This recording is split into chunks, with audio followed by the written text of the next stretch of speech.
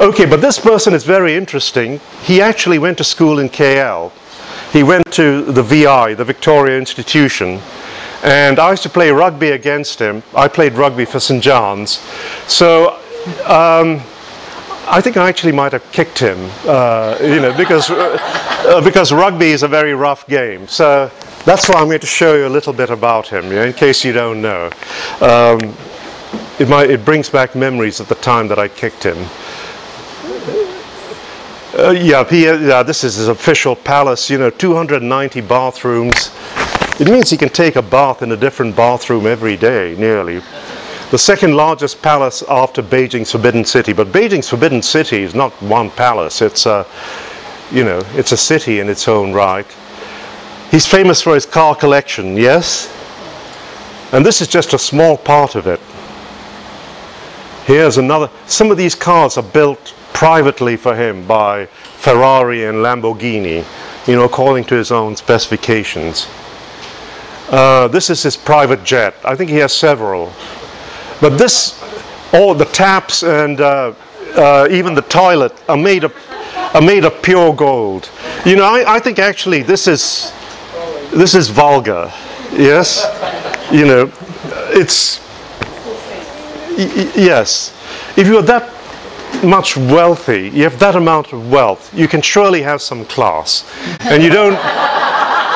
And you don't need to say that your tandas is made of pure gold or whatever. Okay, that's his bedroom in the plane. In the plane. In the plane. Yes. When I fly back to the States and I'm put in this little seat and strapped in, I'll remember he's got his own living room on the plane. He's got his own bed on the plane. Okay, so those are the super rich. Who are, as I said, the absolute beneficiaries of neoliberalism. And then below them, you have what we call, you see, the old middle class that we know of has really become fragmented and dispersed into different social subgroups. One of them is the salaryat, and this refers to the word salary. It's derived from salary, and these are the people in stable full-time employment. They get pensions, paid holidays, social benefits, and they're typically found in large businesses and government offices. Yep, so those are the salaryat. And then under them, alongside them, you have a new group that Guy Standing calls the proficients, combining the traditional word professional with technician. Okay, and these are people who are very well paid, but rather than drawing the regular salary that the salaryat have, these people prefer to work on contract jobs. Okay, and so if you, for example, you're putting in a new computer system, you just bring in a small company for about a month, and you just pay them to put the new computer system in your business. When that's done, they go away. Or equally, if you're making an international business deal and you need, say, a team of lawyers who know about maritime law, maritime contracts, etc., you can just bring them in for 10 days to sort of look at the legal aspects of your deal, and then when the deal is signed, you say, thank you very much, you pay them the big check, and that's it. They then go and work on another big business deal, etc., etc. So these are the proficients. Then you have the manual workers. These are the remnants of the old working class.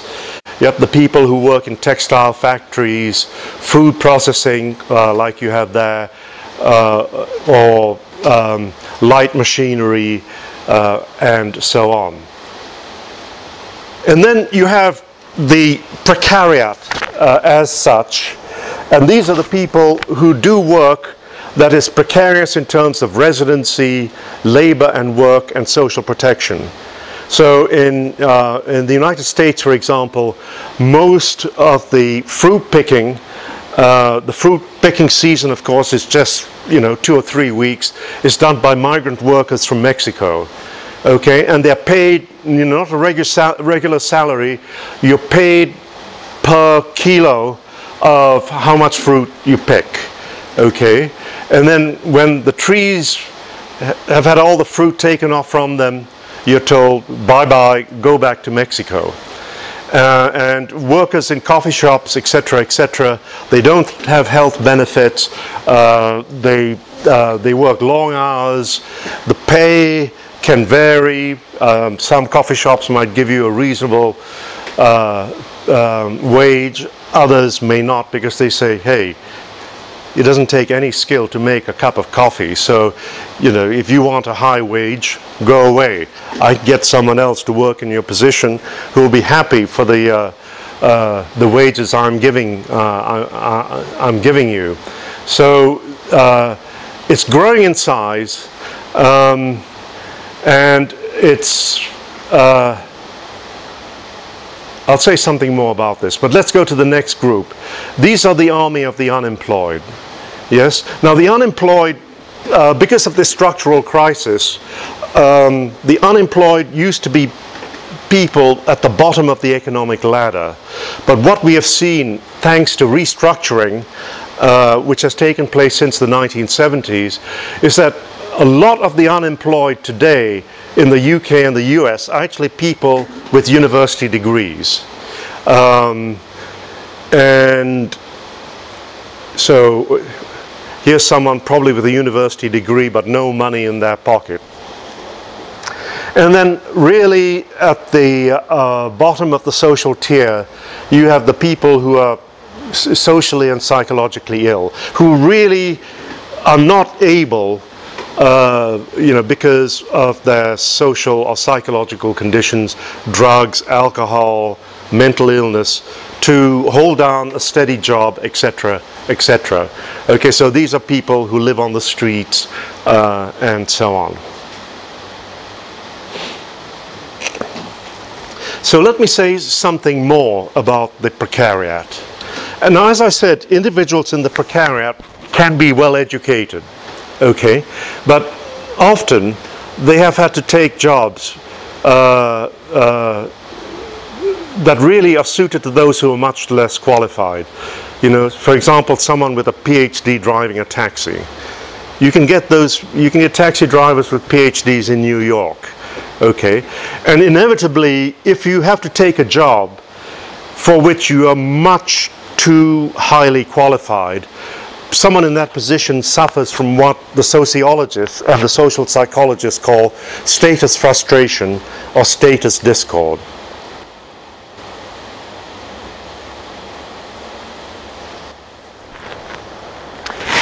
Now, during the new social arrangement, let me go back to the period after the Second World War in the West. Okay, this was a period where there was a social democratic political system which gave the working class more rights than they ever had. So in this system that existed from about 1945 to the time when Reagan and Mrs. Thatcher came to power, the working class enjoyed a great many forms of security. First of all, they had labor market security, because the governments at that time were committed to a policy of full employment. Yeah, unemployment, the lessons learned from the Great Depression of the 1930s is that large-scale unemployment is a curse on society and should not be tolerated. So those governments after the Second World War in the West committed themselves to policies of full employment. And then you had strong labor rights, which gave workers protection against arbitrary dismissal. You also had job security. Your jobs were well structured, you were rewarded for your skills, you were given skills, and there were ample opportunities for promotion, etc., etc. There was also work security. There was health and safety provision, health and safety labor laws. The bosses could not expect workers to work unreasonable hours, etc., etc. There was also skill reproduction security. Workers were expected to be given the opportunities to enhance their skills. Yep, you weren't just simply picked to do the same old job. If you showed yourself to be industrious, capable, and efficient, you were quite often sort of sent to a training school to do a higher level of a job, etc., etc., and the company would bring you back and, of course, give you the better wage because you have a higher level job. And then you had income security, meaning protection of your living standard. And then there was representation security.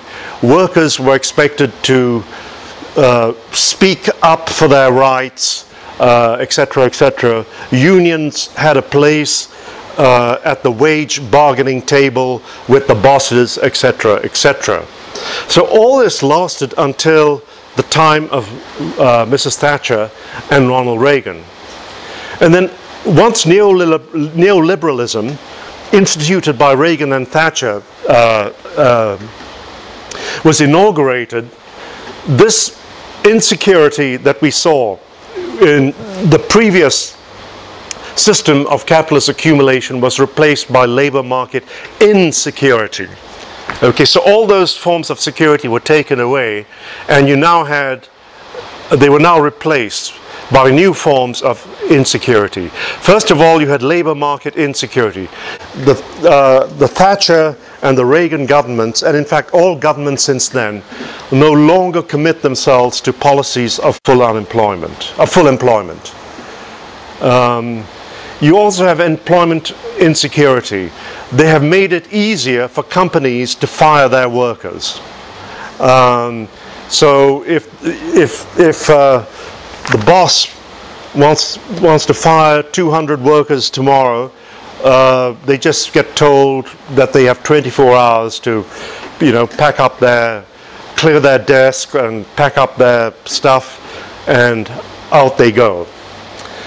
You also had job insecurity, de-skilling, fewer opportunities for promotion. Basically, the lowest skill level at a particular job, at which a particular job could be done, that was the level at which a person would be hired. Okay, so, and of course there were fewer opportunities for promotion within the company. You also had work insecurity, reduced health and safety provision, less reasonable hours. Workers were expected to do more overtime. They couldn't protest if they, if you said, look, I'm not going to do overtime this evening, I have a sick child at home. You were just told, hey, come on, there are people here who are more willing to do overtime. The next time we need to get rid of some workers, you might have to go first, etc., etc. Then you have skill reproduction insecurity. There's less opportunity to gain skills because, as I said, the lowest level at which a job could be done, the lowest skill level, that person got the job. And then you had income insecurity, reduced protection of living standard. I'll give you more examples of all of this in a bit. And then you have representation insecurity. Mrs. Thatcher and Ronald Reagan were explicitly anti-unions. They set out to destroy the unions. The unions were not expected to sit down and bargain with the employers anymore. They were just told the employers decide on how much to pay you. If you don't like it, goodbye. So what defines the precariat in terms of income? First of all, labor insecurity. There is much more what the industrial economists call contingent work. This is another term for this is bits and pieces work. A lot of people don't have a steady 40-hour job in the West, like say their parents or even grandparents used to do.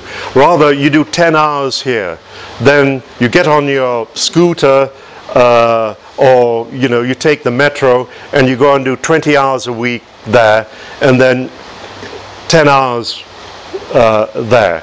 You know, you don't have one job of 40 hours, you might have 3 jobs, which of course add up to 40 hours, but it's 3 different jobs. So there is also insecure social income, because the old system of government benefits for the unemployed or those who had poor health and needed to recover, have time off work, all those benefits that social democracy gave to people who needed time off work for reasons of health or who were laid off from their jobs, these benefits have been taken away, or at the very least they have been very significantly reduced. And then the people in this position lack a work-based identity. They are in career-less jobs. Okay, if you're not doing a steady 40-hour-a-week job, but you're doing 10 hours for this person there, 20 hours a week for that person there, 10 hours a week there, it becomes very difficult to have a secure identity about your position in the workplace. Okay. Traditional forms of social memory, a feeling that you belong to an occupational community steeped in stable work practices, codes of ethics and norms of behavior, reciprocity and fraternity, these are weakened. These social bonds that are created in the workplace have been taken away. And so in place of this working class with a stable identity, we have now in the West people who are called urban nomads. Yep. And so the term nomads means, nomads used to refer to people who lived in, well, primarily agricultural societies with herds of animals, and you know, when the animals ate the grass in one place, you then packed your tent and you went somewhere else. You moved around a lot. And we now have the urban version of this phenomenon. Urban nomads are basically people who live, you know, this constantly shifting and moving style of life with no secure roots in a particular job or in a particular neighborhood or whatever. Now, of course, some of these people in the West choose this form of life. So it's wrong to regard every urban nomad as a victim. You know, some people actually, especially younger people, can enjoy this form of life. Now, for me, I don't know how familiar you are with Japan, but the Japanese salaryman, for me, is, I think, perhaps one of the best examples of precarious work and precarious living. When I spent 10 days teaching at Jose University about 3 or 4 years ago, and I became familiar with this phenomenon, the Salaryman Kintaro in Japanese. And they have a specific word for what these people suffer from: death from overwork, karoshi. Now, more and more of these salarymen who wear nice suits and so on, but they're homeless. They actually, I found out that a lot of them live in their offices. They have camp beds which they take out, and you know, they live in their office. So 70% of employed Japanese men and women aged 20 to 50 have some form of side job, adding 8 to 10 hours to an 8-hour workday. So they quite often work 18 hours a day. In 2010, over 1/3 of the Japanese labor force and 1/4 of prime age workers are temporary workers.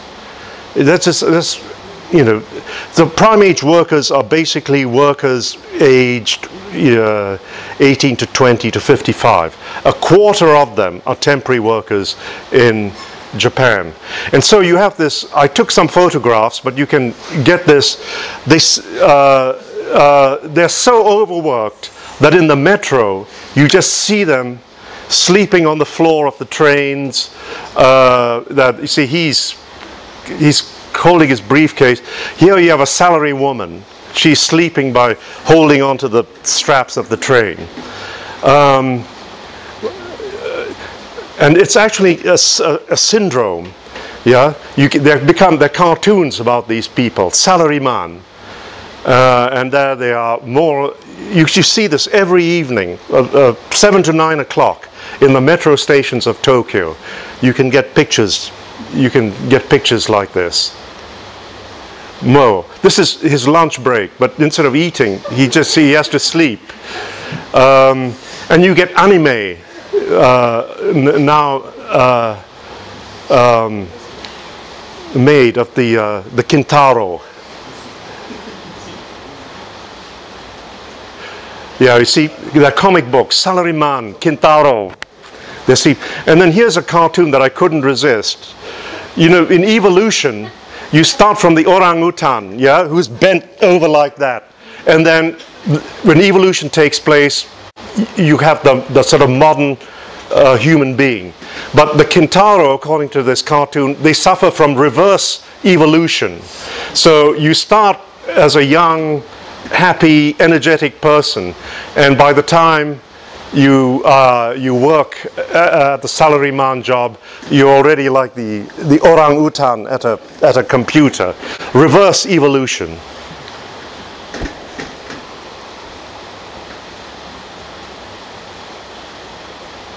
The ecology of salaryman, that's called.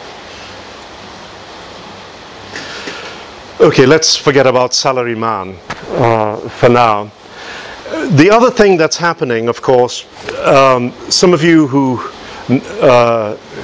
who have jobs, are fortunate to have jobs, will know that something else. Maybe this happens in the West. It doesn't happen in places like Malaysia, but what we have is the inflation of job titles. The less important the job, the bigger your title is, yes? So, for example, we have this, in the US, this occupational association. It's now called the International Association of Administrative Professionals. It used to be called the National Secretaries Association. Okay, it reported that it had over 500 job titles in its network. And here are some of the job titles. You think these jobs are very important, but look at this. First of all, you have someone who's called the front office coordinator. This is just what someone who used to be a receptionist. And then you have an electronic document specialist. This is someone who is the clerk who does the photocopying. Okay, and then the paper boy or the girl in the office is now a media distribution officer. The person who empties the paper recycling bin is called the recycling officer. The person who cleans the toilets is now called a sanitation consultant. Okay, so this is what's happening in the US, but it's also happening everywhere. So the French, for example, now call cleaning ladies, yep, they're called techniciens de surface, meaning they're called technicians. So here they are. You know, you clean the toilets, the offices, etc. But you're called a technician now.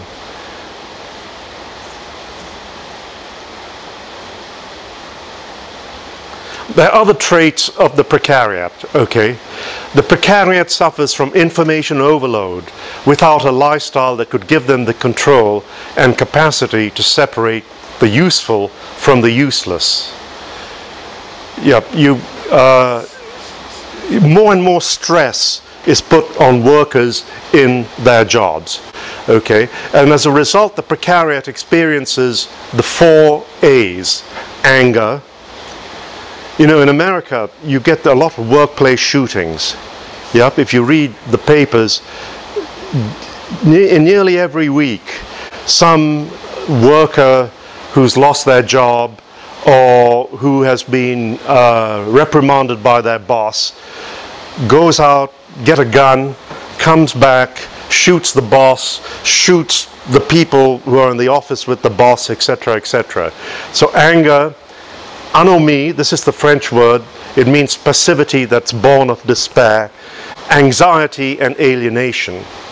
Okay, the mix of rising anger anomie, anxiety, and alienation is the inevitable outcome of a society that has made flexibility and insecurity the basis of the economic system. More traits of the precariat.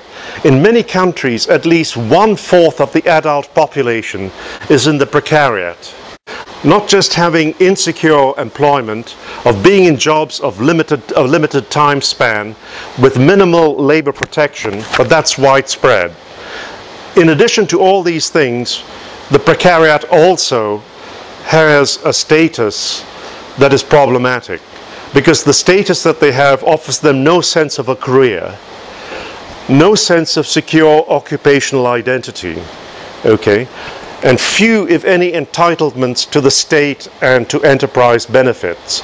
So previous generations of those who belong to the industrial proletariat or the salariat had expected these benefits, a good pension, a paid holiday, etc., etc. They could expect that. The precariat cannot expect that anymore. And what this does, it leads to political disengagement and intolerance.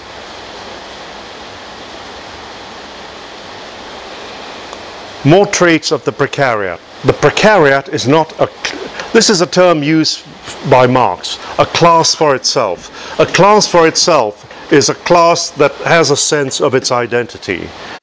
Yes, you know that you're working class because you're conscious that you are surrounded on the one hand by, let's say, an upper class or an aristocracy,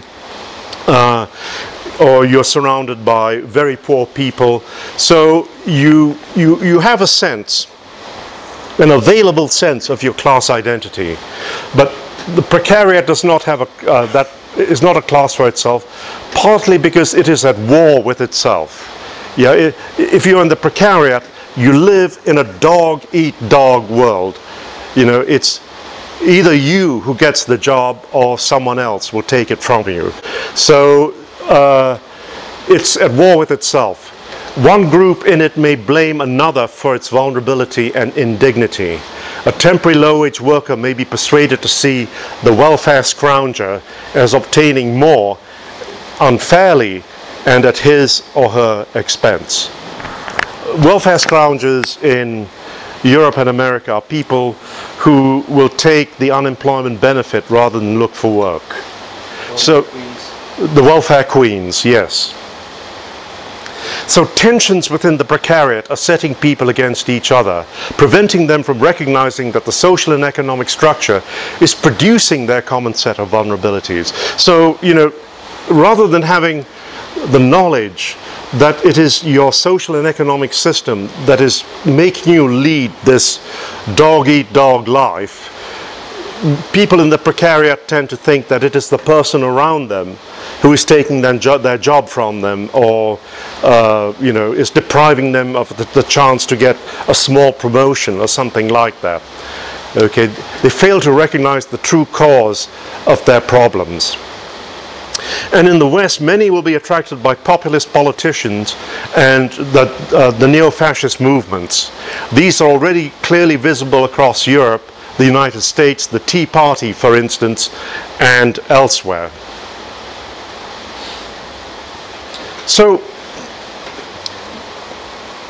neoliberalism coincides with the globalization era, which lasted from the time of Mrs. Thatcher and Ronald Reagan in the mid-1950s until the Great Recession in the 2000s. Now, Guy Standing makes the point that globalization can't be reversed.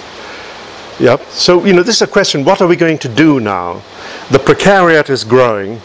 We seem to have no way of addressing its problems. The politicians in the West do not seem to have any interest in addressing the problems of the precariat. So what can we do? Well, some people say we can reverse globalization, but Guy Standing says no, it can't be reversed.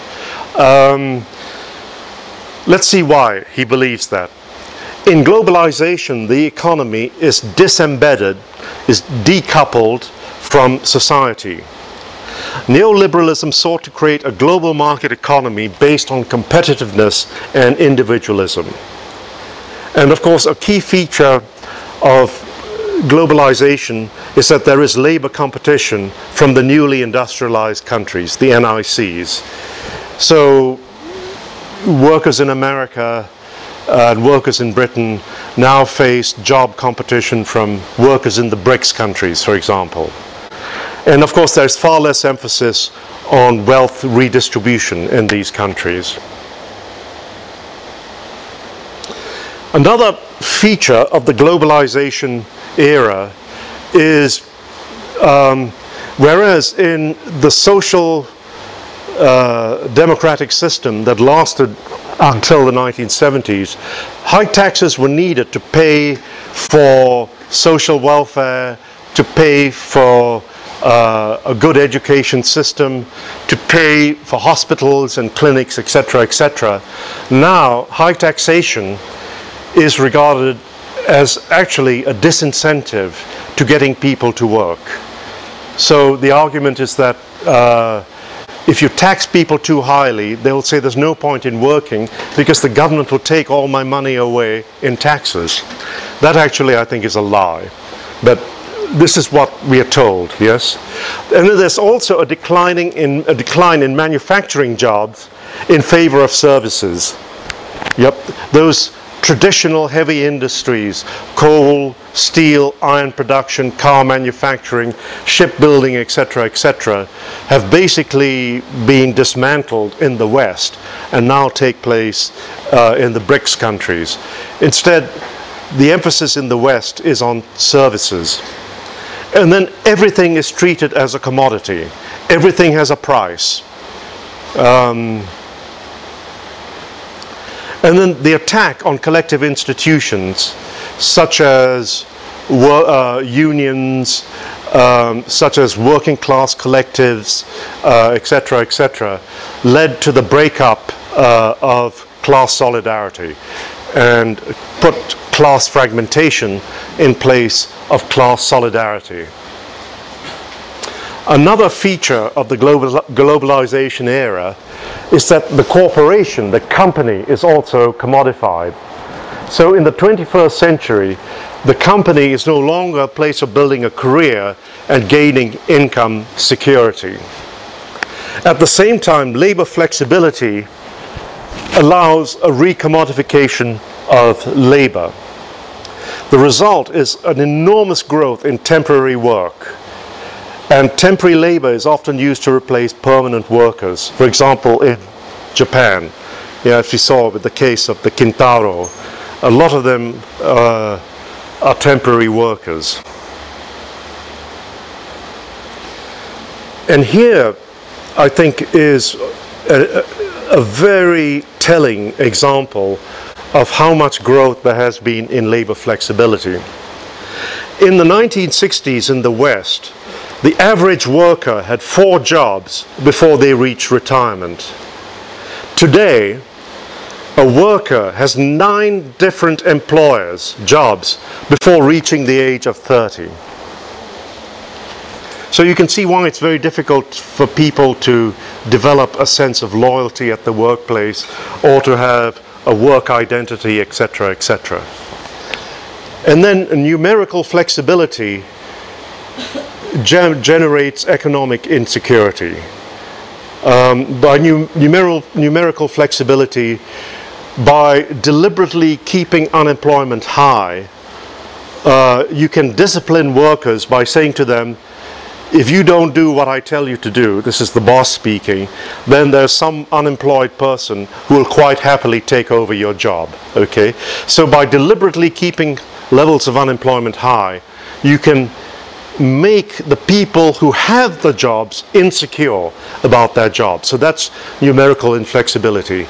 And then you also have functional flexibility, which intensifies employee insecurity. This generates it, this intensifies it. Because if your job can be taken over by someone who is less skilled than you, okay, you're always looking over your shoulder. Yep. I mean, what's happening in the United States, for example, the company is always looking to see if they can replace someone with a university degree with someone who just has a high school qualification. Because if you give the job to the person with a high school qualification, you don't have to pay them as much as you would have to pay the person with a university degree. So this creates functional flexibility, and this intensifies employee insecurity. And as I said before, there are more bits and pieces jobs, 10 hours here, 10 hours there, 15 hours there, etc., etc. And then, of course, jobs are easier to move offshore and inshore. And I'm told that you're starting to get something like this in Malaysia, yeah, because now jobs can be moved to Indonesia from Malaysia, Myanmar is opening up, etc., etc. So jobs are just much, if the workers speak up and they demand a decent wage, they can quite easily be told, your job can be taken on, your job can be sent to Burma or Vietnam or whatever. So as a result, workers today lack control. Now,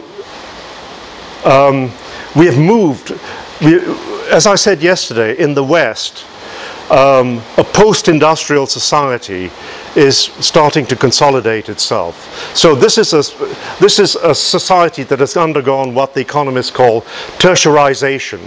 That is, it no longer depends on agriculture and manufacturing. So a tertiarized economy like Western Europe and the United States is characterized by flexibility, a fluid division of labor. The home-workplace boundary is blurred, hours of work fluctuate, and the workers can have several statuses and contracts simultaneously. A good example of this are teleworkers, in other words, workers who work in call centers. And teleworking is a term that's used in the UK, okay? But it's catching on in England, and it's touted as the next great kind of job opportunity. And you get all these, sort of rosy pictures of how wonderful it is to work at home. Look, you can sit with your dog, you can sit on your settee, you can have, your living room around you rather than sitting in a small tight space in the office. And in fact, in England, you now have a work site to recruit young mothers to, this is a kind of recruiting website. It's called Work From Home, WAHMs, Work at Home Mums.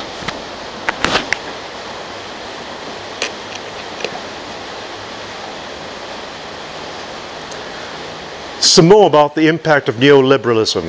It has reduced occupational autonomy because the government now forces organizations to adopt market practices. Yep. It's not just the companies themselves, it's governments pushing companies to basically to make everything accessible to market principles within the company. So this leads to occupational restructuring. One result of occupational restructuring is this, that the salariat is actually shrinking, but its wages are rising. So if you have a very good job, say upper middle manager in a good company, there will be fewer of you, but you'll be better paid than, say, your equivalent person in that job 10 years ago. The precariat, by contrast, is growing, but the wages of the precariat are falling. Yep, and of course pensions and benefits are reduced. So what happens to the income of the precariat? Unlike the old working class and the old salariat, the precariat has no enterprise benefits to give income security. In many countries, and including America now, it has no contributions-based social protection. The precariat relies on money wages, But those on lower and more variable and unpredictable wages, you know, their wages are lower and more variable and unpredictable than those of other groups. And then income and benefit inequalities are mounting, with the precariat left further behind and dependent on an enfeebled community system of support. Unemployment, it's growing. As I said, Mrs. Thatcher and Ronald Reagan deliberately used unemployment as a weapon to discipline the working class. Okay? And it's growing. Unemployment is growing even now. The Great Recession has made unemployment much worse. But because the unemployed do not have the support system that they used to have, unemployment benefits, community support, etc., etc. Now, being unemployed, and this sounds a contradiction in terms, but it's a full-time job, okay? Because the unemployed have to fill in forms all the time. They have to stand in line, long lines, to get their unemployment benefits. You have to stand in long lines to apply for jobs. You have to spend time on the telephone. You have to travel to interviews. That's if you can get an interview. You have to spend time on the internet searching for job vacancies, etc., etc. So this myth that is propagated by the right-wing press in the West, that the unemployed are people who just smoke and drink beer and sit all day in front of the television watching trashy comedies and so on, that's a myth. You know, most of the people who are unemployed are working to get a job. They're not working in a job, they're working to get a job. So all this costs time and money, creating what's called the precarity trap. You are already poor because you're out of work, but the cost of finding a job to get out of poverty makes you even poorer.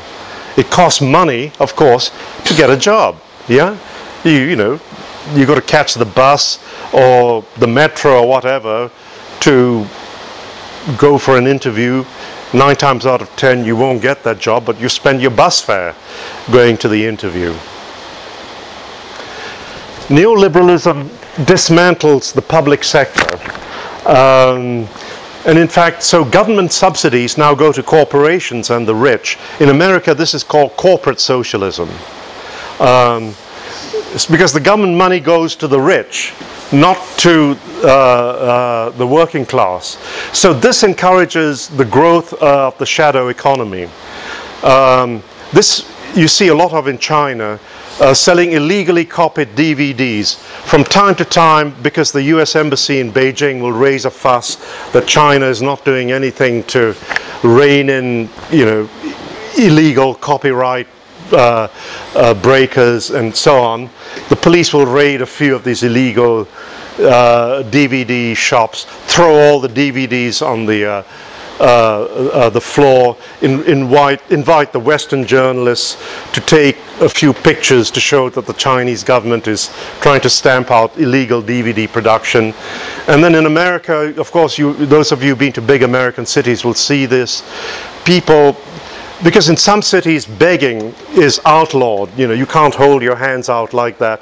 You see these people beating plastic buckets, you know, trying to sort of make some drum music, etc., etc., or playing a harmonica, and, you know, just trying to get some people to throw some coins into a cardboard box.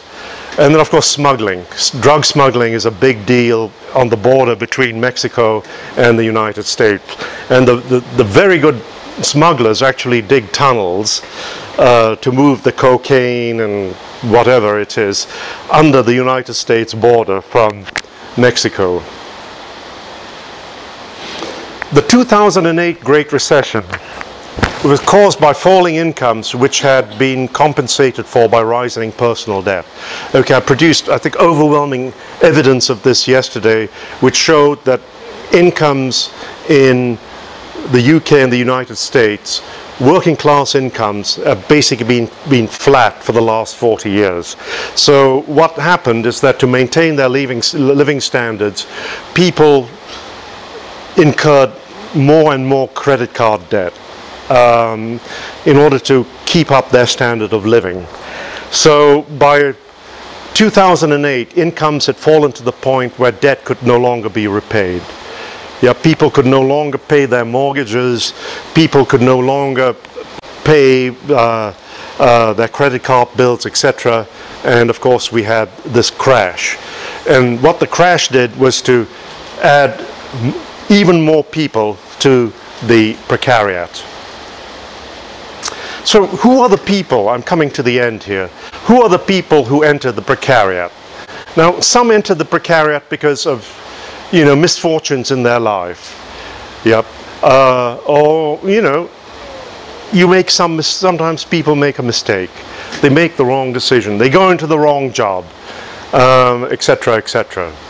Some are driven into the precariat. They have no opportunity to do anything else but to wash dishes, to pick fruit, to do dirty jobs, etc., etc. Now, some people actually enter it hoping it'll lead to something better. So you take that job as, what do they call it? The electronic document officer. Yeah, meaning you start the job in the company just doing the photocopies, and you try and hope that you can show that by coming to work on time, doing extra work without pay, you might move on from the photocopying to maybe sitting at a desk and being in charge of the mail distribution or something. Okay, so some actually enter the precariat in the hope that by coming in at the bottom of the ladder, they can maybe get the chance to move up. And in the United States, some actually enter with a specific object in mind, because there is no state-provided health insurance in the United States. Let's say, I'm 67 years old and I've retired, but say my wife suddenly gets cancer, okay, and because there's no government insurance in the United States, you really have to pay. You have to find a way to pay for your medical treatment. So some people will go back to work, even though they're 67 years old, in order to do things like pay for medical bills. And some combine precariat activity with something else. Okay, so the salaryman in Japan may actually have that 40-hour job, but they will work an extra 20 hours a week. Because it's so expensive to live in Tokyo. Okay, so they will actually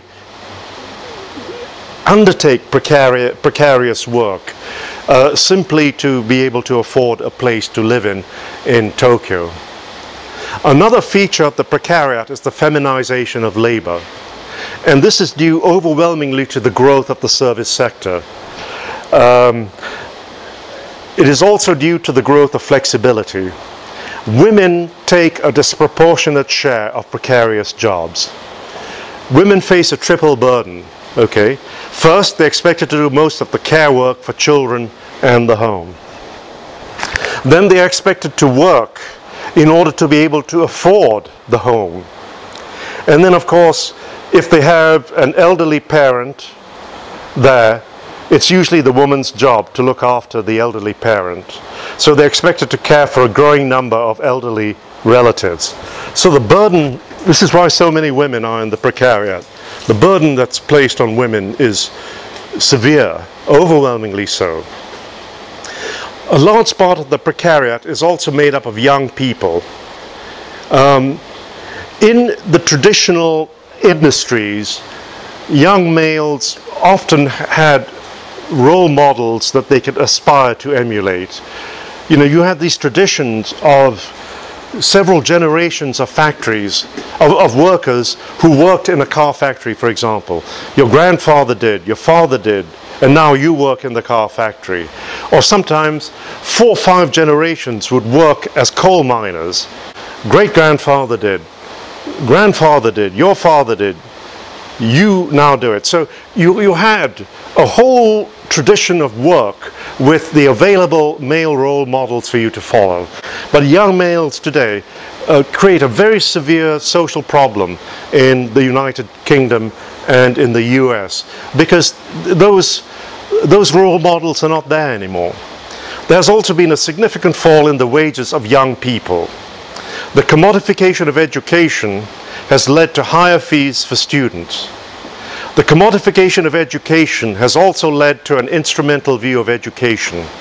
In Italy, he's no longer the prime minister, but he said that all that Italian students needed to learn, not mathematics, not physics, not economics, were the 3 I's in Italy: Inglese, English, Internet, and impresa, enterprise.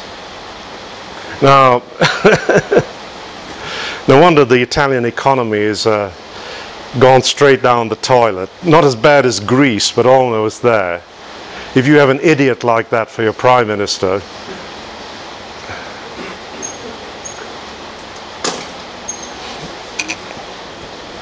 There has been a huge growth of commercial schooling. Now I'm told that this has really taken off in Malaysia as well. Yep. For example, in America you have the University of Phoenix, Strayer University in the US. Now here's one example, okay?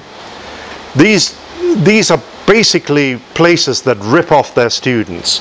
In 2009, one of these for-profit universities, Strayer University, spent $1,300 per student on teaching, but it spent $2,500 on marketing and publicity, and it made a profit of $4,500 per student. Okay, and this despite the fact that 1/3 of its students drop out by its first year. Its CEO, a man named Rob Silberman, was paid over $41 million in 2009. The most famous university in America, Harvard, as you well know, the president there makes under $1 million. It's a crazy system.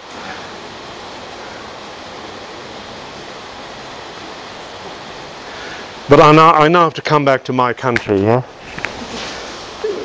Don't get offended, any of you who have degrees from the University of Plymouth in England. Yeah? Because also we have now streaming, which was sort of done away with in the education revolution in the 1960s in Britain and the US, has come back in force. And in streaming, you group the less able students with other low achievers. So basically, you have an entire tier in every school where the less able children are just dumped. Okay, and all that the teacher does is what's called babysitting, while the more able students, of course, get the better teachers, etc., etc. But in universities now, you can even get dumbed-down degrees for dumbed-down workers. For example, at Plymouth University in England, one can do a degree in what's called surf science and technology, which requires students to surf twice a week as their homework. Yep. You know what surfing is, yeah? Yeah. So you have a degree in surfing? I thought this was a joke, but I actually went on their website and I saw that there's a degree in surf science and technology. What kind of job can you get with a degree in surfing, yeah? I mean, give me a break. In surfing, who's going to pay you to surf? It's a hobby. And then these are the precarity traps that are faced by youth. Obviously, debt after education. With more and more emphasis on private schooling, commercial schooling, students are getting into debt. And then, of course, there are more, instead of having proper jobs, you have internships with low or no pay. And then you have other youth problems. You have, in the US and the UK, you have these children, of course they're not children, they're grown-ups. They're called boomerang kids. These are adult children who, because they don't have a job with a steady income, they can't afford to buy or to pay for a flat or whatever. So they're 35 years old and they're still living with mother and father. They are boomerang kids. And then you have a lack of youth voice, okay, with very poor job prospects, youth have a hard time establishing a viable life. What about old people? Now, this is a saying that you get in the West. Today's 70-year-old is yesterday's 50-year-old. But there are two groups of old people. There are the people who are called the Griners, and then the groaners. Now, who are the Griners? Like this happy lady here, grinning away. These are the older people who have paid off their mortgage. They have good pension and health insurance. Their children are now grown up and the children have left home. So basically, they have no financial worries, and they can go on world cruises and things like that. Yep. And then you have the groaners, okay, like this very unhappy looking gentleman here. These are the people who quite often took early retirement. Yep, because of the boom years. In the boom years, people would say, I don't want to work till I'm 55. I'm going to retire when I'm 55. Yep, because, you invested your income. The stock market was growing at 20% a year. And so your retirement portfolio, gave you enough money to retire at 55. And then what happens, of course, since 2000, the stock market goes down like a lead balloon. And so this grumpy old man now finds that his stock income is just not enough to keep up, with his nice middle-class house, etc. So he has to go back to work. Okay? It's called retired labor. Forced by the recession into retirement, but with falling pensions, they are now told they must now work longer. And in fact, there are steps in France to raise, and in England, to raise the retirement age from 65 to 67. What about migrants and minorities? Minorities face obstacles to labor entry. Examples are, Mexicans and Central Americans in the US. But also in the Gulf states, okay, migrants are a source of cheap labor in developing countries. Several less developed countries export labor to others that are more developed. Examples are Indian construction workers in the Gulf states. These are in the middle of the desert, they live in these tents. They work on construction sites in Dubai and Qatar and so on. Or Filipino maids in Saudi Arabia. 1/10 of the population of the Philippines works abroad. That's a staggering statistic.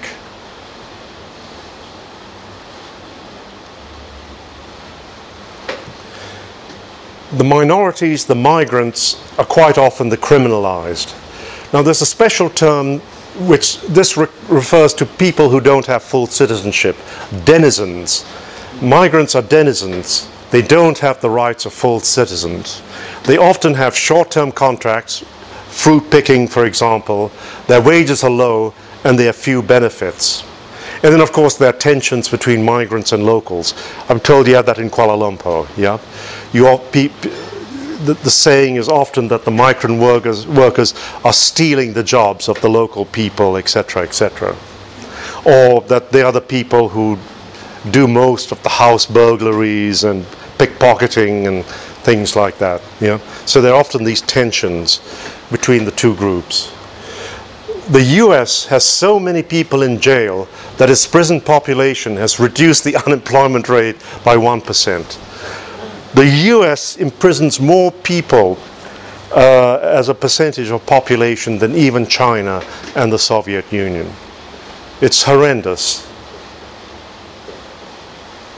The disabled, due to cutbacks in their benefits, the disabled have fewer supports and as a result are likely to lead more precarious lives. In the UK, the disabled are expected to find jobs that they can do in spite of being disabled, e.g. working in a call center. So even though you can't drive because you're disabled, or you're on very heavy medication because of the pain that you are in, etc., etc., they still insist that if you're going to get your disability pension, you have to go to work, like this man there. There's also been an increase in work pressure. The global economy is 24/7, so the workforce is expected also to be 24/7.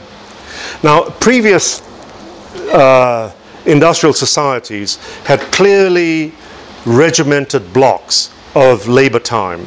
You had the work day, 8-hour day. You had the work week, 40-hour week, and then you had holiday time. You will give 2 weeks maybe, in some jobs 3 weeks, etc., etc.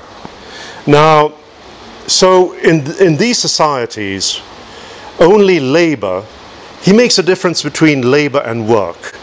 Yep. Labor is work, but it is work that has an exchange value. Okay, so it's what used to be called productive work. Only that kind of work that generated exchange value, mattered. But today, in post-industrial society, in societies that have undergone tertiarization, the situation is different.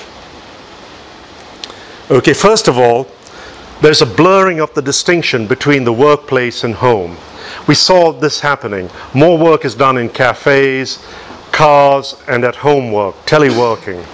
Now, last month, this German motorist, I really love this, was arrested for, he overtook on the wrong side while on the Autobahn, and so the police pulled him over, and they found that his car was a fully equipped office. So you no longer have your car to go to work in the office. You now have the car office. He had 2 laptops. He had all kinds of receivers. There, you can see there, his car office. Isn't that amazing? So he can be on call 24/7, really.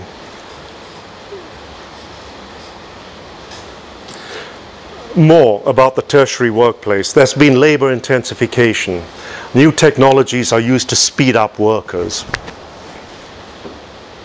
So you get more carpal tunnel syndrome, you get very severe work stress, etc., etc.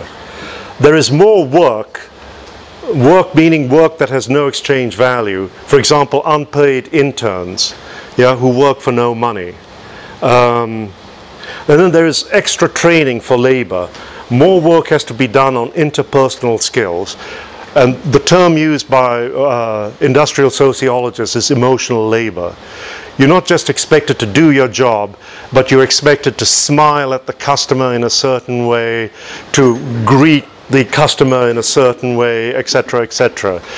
20 years ago, if you worked in a shop, you were not expected to smile. You just took the money, worked the cash register, and then you gave them whatever they bought, and that's all. But now you got to say, "Have a nice day," and all this kind of stuff. So you're expected, in addition to doing physical labor, you have to do emotional labor. And then, of course, with the enhancement of technology and technologization, skill obsolescence is a constant danger. Until, for example, this was one of the most highly paid manual jobs that you could have. In the days when printing had to be done through manual typesetting. In other words, you had to take individual letters, put them in a block like that, or like that, and then the blocks were arranged in a page, and then they rolled off the printing presses. Nowadays, these people have gone the way of the dinosaurs. It's all done, all typesetting is computerized. So entire occupation levels can be wiped out due to technological improvements.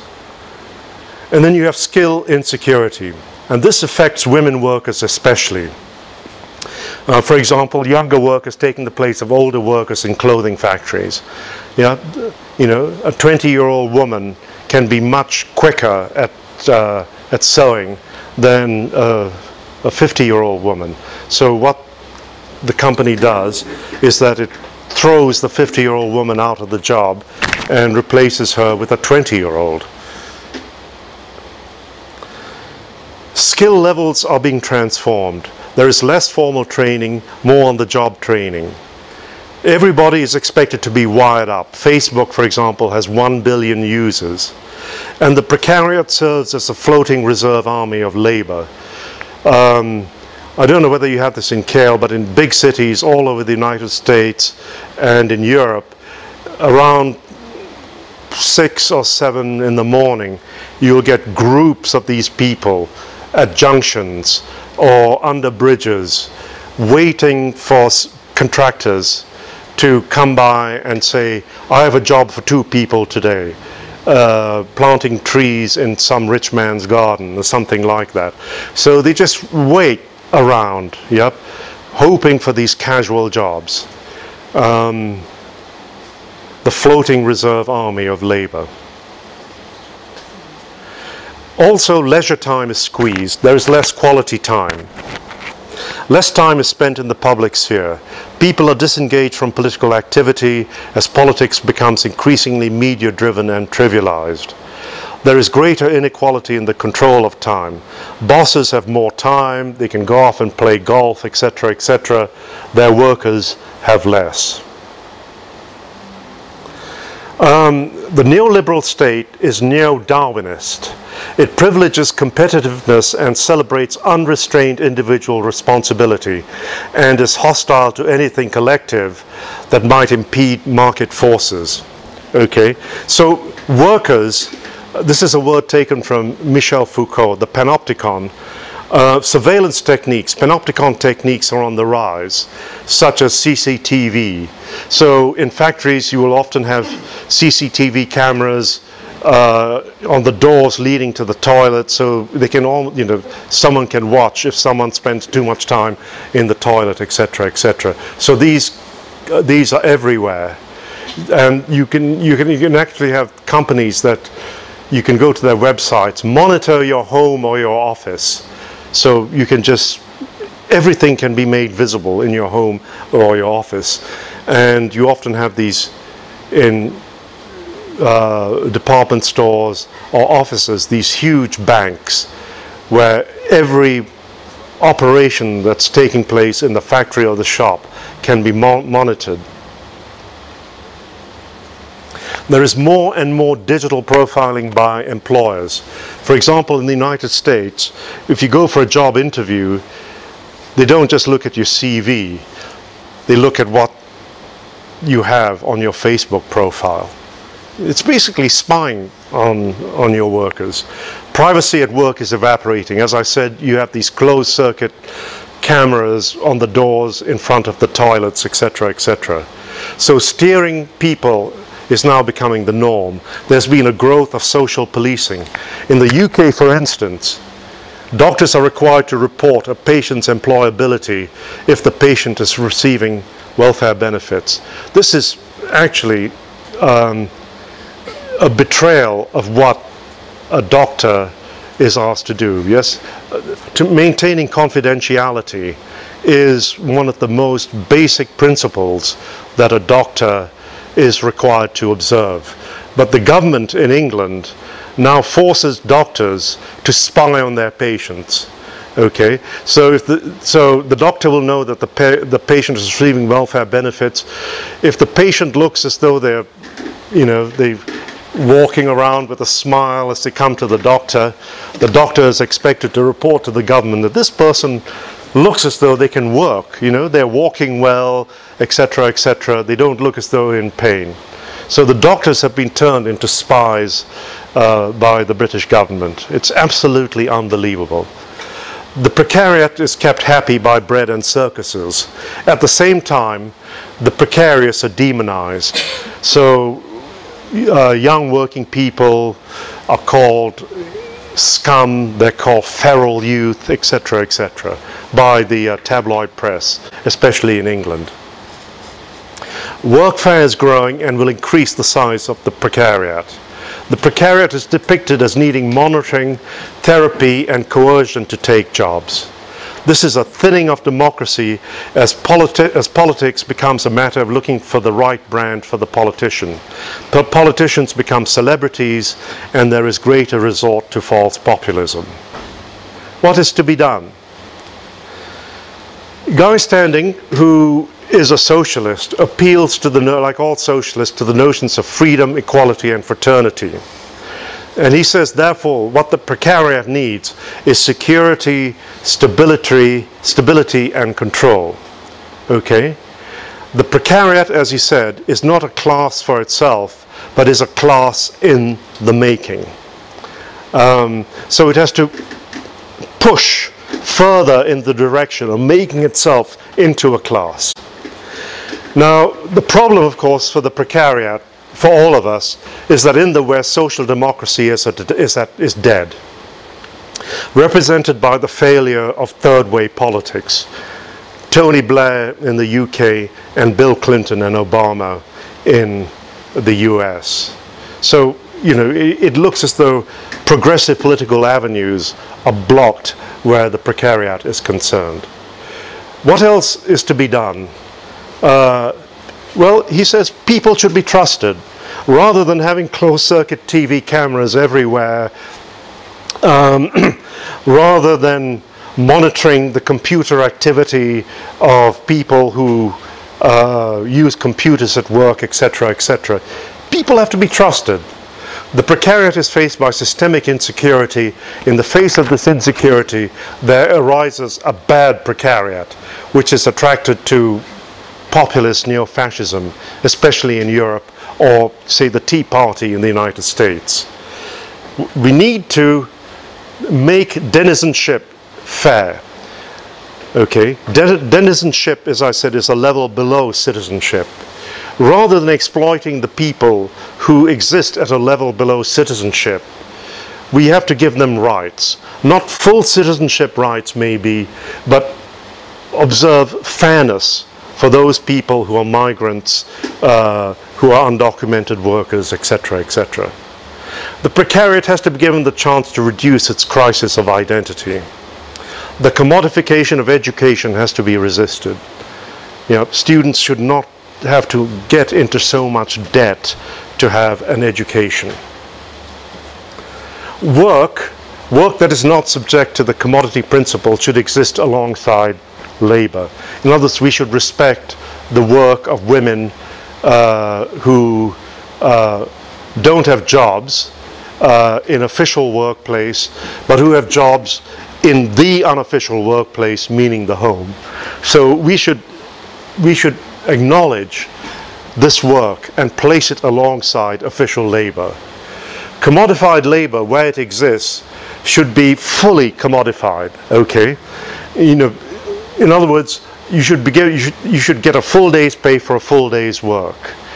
You shouldn't have a boss saying to you, okay, well, can you stay on for another 2 hours and do this little extra work, and you don't get paid for it. Okay, all the hours that you work, you should be paid for all those hours. There should also be occupational freedom, workers' rights, associational freedom, the revival of equality. Now, one of the ideas that's been floated in Western Europe is this idea of a basic income. And a lot of us are in favor of it. I'm in favor of it. But people, the person who's done the most work from a theoretical economic standpoint of view is a Belgian economist, Philippe van Parijs. But Guy Standing has done some work on it. And they've all argued that every member of society should receive a basic income. Of course, there are very strong objections, especially from the right, to the basic income. Now, one of these objections, people say it'll lower the supply of labor. If you give someone a basic income, they won't want to work, so there'll be a shortage of workers. Another argument is that it could be inflationary. If you're just handing out all this money to everybody, including young children, it will just lead to uncontrolled inflation. Some would say, who's going to pay for it? It is unaffordable. Others say that it is just handing out money for nothing. It's a handout. And others will say, well, it's really a form of punishment for those who actually work. Yep. If you're giving a basic income even to the person who doesn't work, that's an injustice being done to the person who has a job. But I think we can counter these arguments. Maybe we could talk about that in the Q&A, because I'm ending now. We should redistribute security. Security now is just too much in the hands of the rich and the super rich. Okay, and more people, the lower down the economic pecking order that you go, have insecurity. We should redistribute financial capital through such measures as the Tobin tax. And also, the poor people, you know, they can't take a holiday. They can't go to Port Dickson or whatever if you live over here, or Genting Heights or whatever. They're stuck where they are. So there should be grants that will enable the poorest people to have proper leisure. Okay, that's it.